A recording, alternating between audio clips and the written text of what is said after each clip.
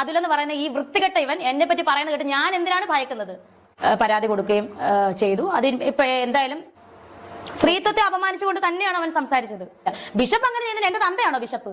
ഇവൻ എന്നെ അപ്പോ ഇതായിരുന്നു യഥാർത്ഥ രേണുവിന്റെ മുഖം എന്ന് ഈ ഒരു ഇന്റർവ്യൂയിലൂടെ കൃത്യമായിട്ട് മനസ്സിലായി എന്നുള്ളത്. അതുലിനെ കുടുക്കാൻ വേണ്ടിയിട്ട് മുഖ്യമന്ത്രിക്ക് വരെ പരാതിപ്പെട്ടു. അതുകൂടാതെ നല്ല സ്വാധീനം ചെലുത്തിക്കൊണ്ട് ഒരു പരാതി വരെ ആദ്യം കൊടുത്തു. അത് പോലീസുകാർ കൃത്യമായി അതുലിനെ വിളിച്ചു വരുത്തി വീഡിയോസും കാര്യങ്ങളും പരിശോധിച്ചപ്പോ അദ്ദേഹം തെറിയോ വൃത്തികേടോ ഒന്നും പറഞ്ഞില്ല എന്ന് മനസ്സിലായി. സ്ത്രീത്വം അപമാനിച്ചിട്ടില്ല എന്ന് മനസ്സിലാവുന്നു. അത് കേസെടുക്കാൻ കഴിയില്ല എന്ന് പറയും. പിന്നെ ഇവര് കരഞ്ഞുകൊണ്ട് സോഷ്യൽ മീഡിയയിൽ വരുന്നു.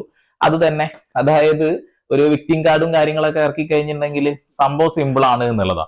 എന്നാൽ ഇവര് തന്നെയാണ് എന്നെ ആരെന്ത് പറഞ്ഞാലും കുഴപ്പമില്ല എന്ന് പറഞ്ഞിട്ട് ഒരു പെർമിഷൻ എന്ന രീതിയിൽ ഒരു കാര്യം ചെയ്യുന്നത്. ഓക്കെ, എന്തോ ആവട്ടെ.